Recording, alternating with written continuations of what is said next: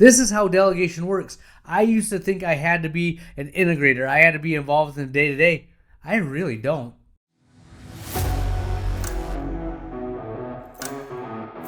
All right, my friends, the Ultimate OD podcast. A lot of things we're touching on. The office is getting built.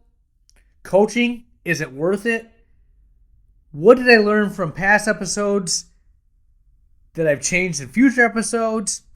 We have new doctors coming on that are inspiring me. This is an office talk session. This is the Ultimate OD podcast. Here we go.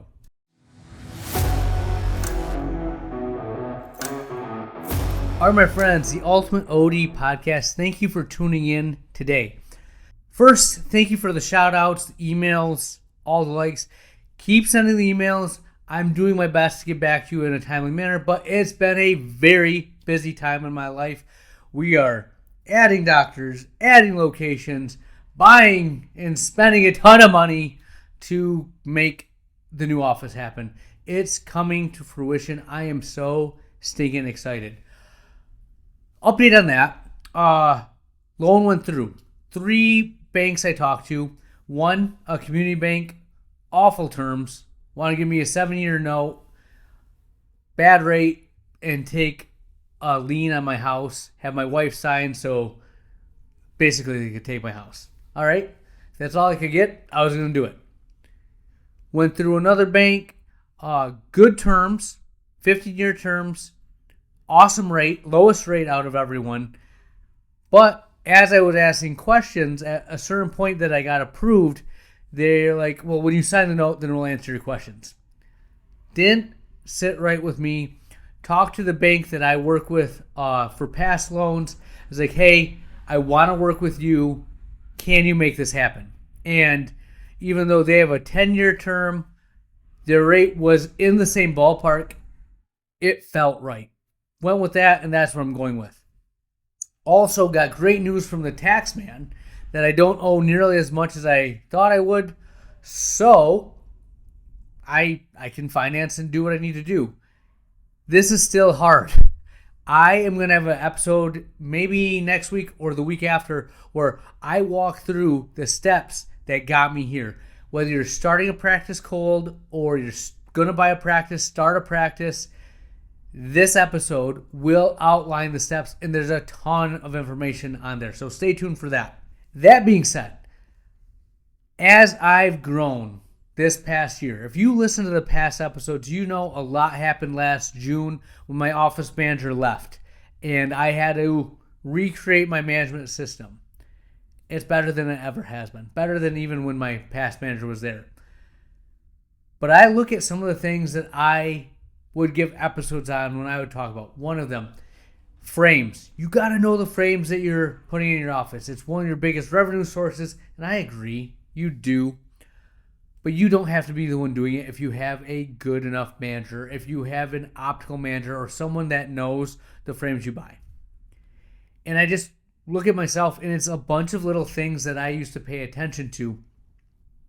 Like I don't even know what they are. Like this day-to-day operation stuff. Like the office meetings that I used to do, half of the meeting was me going over housekeeping things like how to check out a patient. Don't forget to sign this form. Don't forget to put things on this spreadsheet. Now I have my managers do that. I don't know what's going on. We're getting ready to add, looking into CLX, Lens Fairy, Marlowe for increasing contact lens sales. I'm not going through the trainings. I have the people doing it, going through the trainings, and they'll report back to me. I'll make the final decision. But again, my time is valuable. I know the route we're going. They do it. When we pick out frames, this is what we're going to do.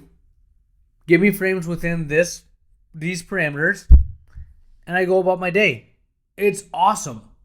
This is how delegation works. I used to think I had to be an integrator. I had to be involved in the day-to-day. I really don't. You just need good people around you that believe in what you're doing or understand your vision for the practice, and it flows.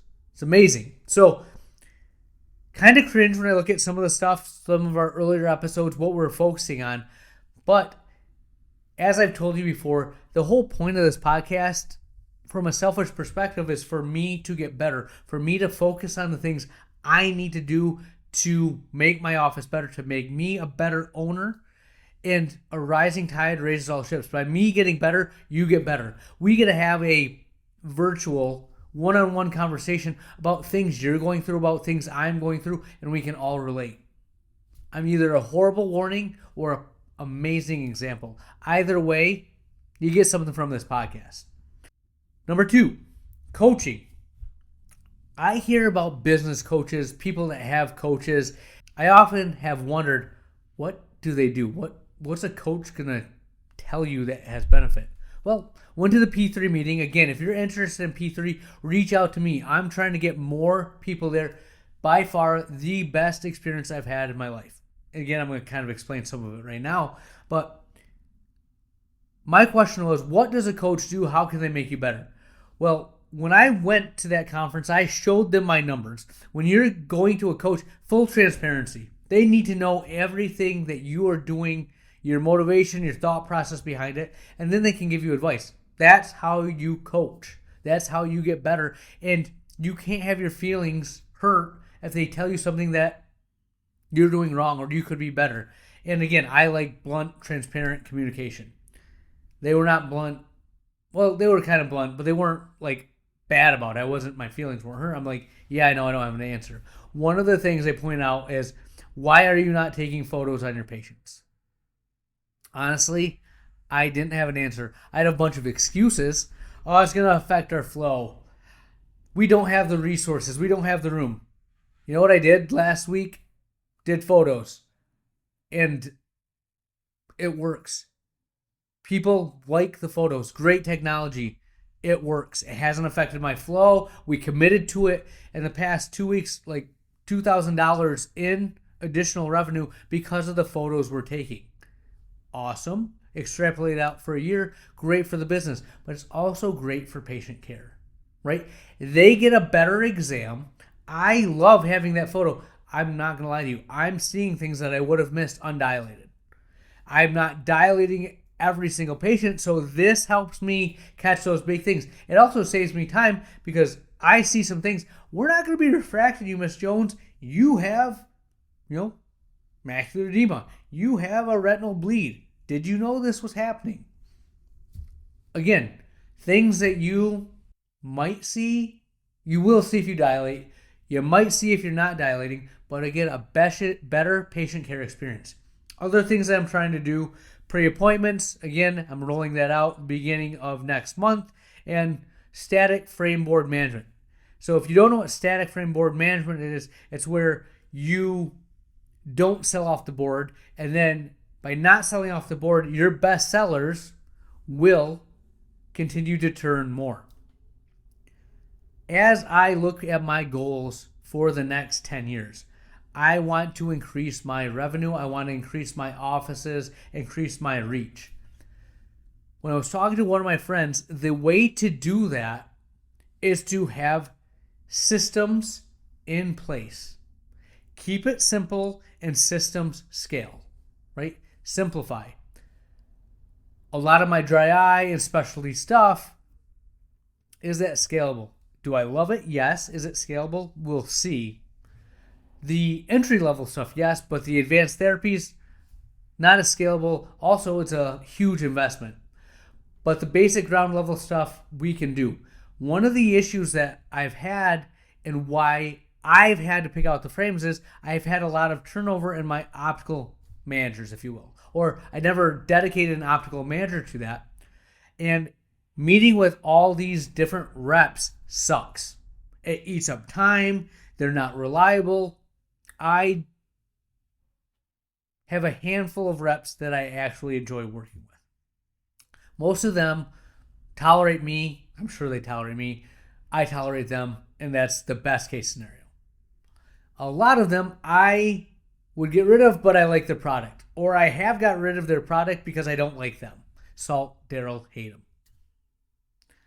That being said, by doing what we're doing, I have to meet with the frame reps less. They're going to turn my inventory over every 3 months to their best sellers.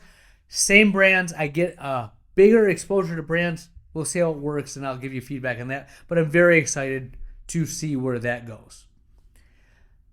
Maybe the last thing, there might be another thing. Talking to another doctor. I have a doctor coming on in the fall. Very excited.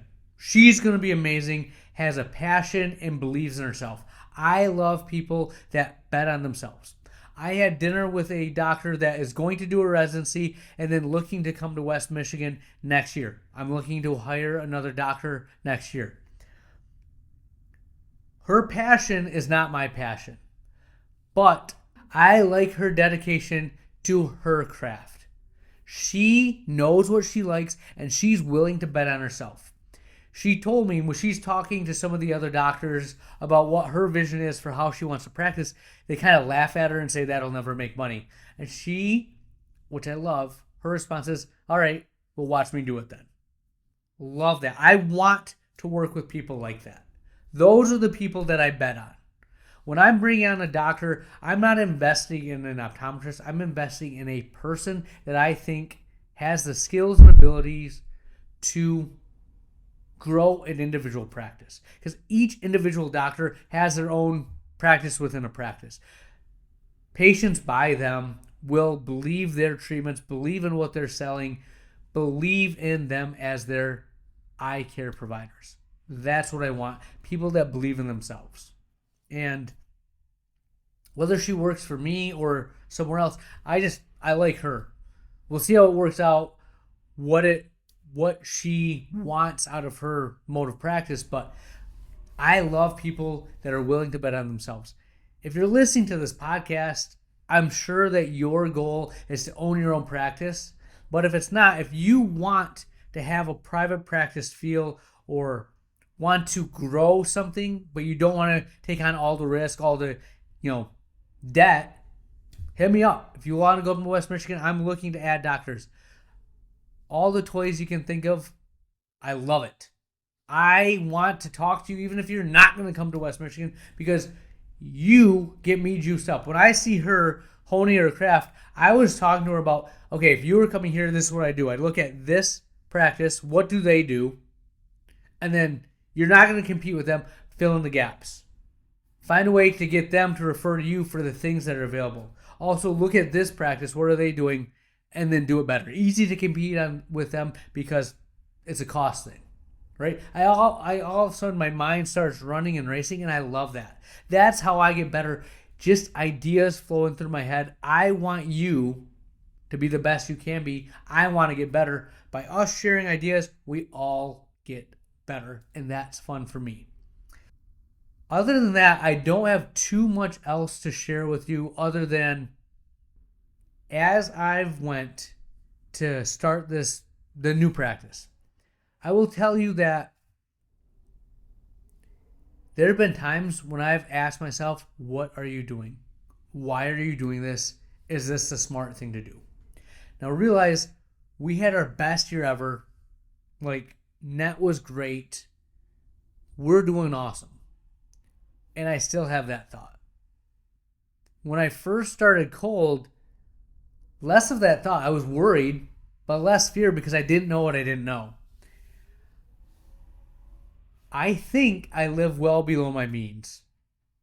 I have a nice house. I have a car that I own, but it's a 2012 Honda Pilot. Touring edition, but still 2012 Honda Pilot. The family van, 2021 Sienna. Mortgage that I can afford. I'm not cash strapped for my lifestyle. But even then, I've grown accustomed to the things I like to do. I like to go out to eat. I like going on vacation, spring break with my family. And you get attached to some of these things, and then you see the risk, it's hard to make the leap. Whether you're going to make the jump into private practice, you're going to buy a practice, I share this with you just to let you know that you're never going to get away without being afraid, without having some kind of apprehension. And I want you to know, I take that as a good sign. If you weren't worried to some extent, you might be taking it on a little too cavalier-wise, a little too frivolously. because I have an established business and I'm literally just moving to a bigger building. Yeah, there'll be some debt. Yeah, my overhead will get a little bit higher, but even if I did exactly what I'm doing right now, I can cover it. But there's that worry because I have something to lose. Don't let fear stop you from taking bigger swings. Every successful person I've talked to has the same feedback that they wish they would have swung bigger at the time that they were at the inflection point. I'm at the inflection point. I know. And even now, there's a few things that I'm not going all out in. Again, I think you have to be smart and judicious about what you're doing, but go big, right? If I leave you with nothing else, go big. That's what I got for you. We'll have more for you next week. Where has the time gone? We are to the closing thought of the episode, and today I will leave you with this. I like the idea. I don't know where I got this. I think I got it when I was playing football in college, and camp was just crazy. When I first started, there was like 3 practices a day. Then NCAA stepped in, and there's only 2 practices a day initially. But when I went through camp, I would play one song over and over again. Whatever the theme of that camp was, I'd play a song. Like one of the songs I played was The Wheel in the Sky by Journey. I don't know why, but I just played that over and over again. I think I read in Sports Illustrated that there was an athlete, he's a running back. I'm not sure which one. I don't even remember who it was, but he just played a song over and over again, and when he was in a game, he just had that going through his head. And as I go through life right now, I've kind of held on to a few mantras. And I just keep saying those things over and over again. One of the books I was reading, one of the characters' mantra was, "You will not break me." I have my mantras that I say, and I just keep going back to them. Whenever things get tough, whenever things are kind of weary or I'm not sure, or I'm uncertain, I have my mantra and I say that. And I don't know why, but it's comforting. Right? I have a couple of tattoos. I don't want to get any more tattoos, but I'm like, I need to tattoo this on my body. I just need to know. A little extreme, I know. I'm not telling you to tattoo things on your body, but I will tell you, have a mantra. Find out something that you just say over and over again, and it gives you juice. It gives you energy. It calms you. It's a centering piece. And that works for me. I don't know if it'll work for you, but I want to share nuggets that hopefully make your life better. That's what I have for you. Dr. Lily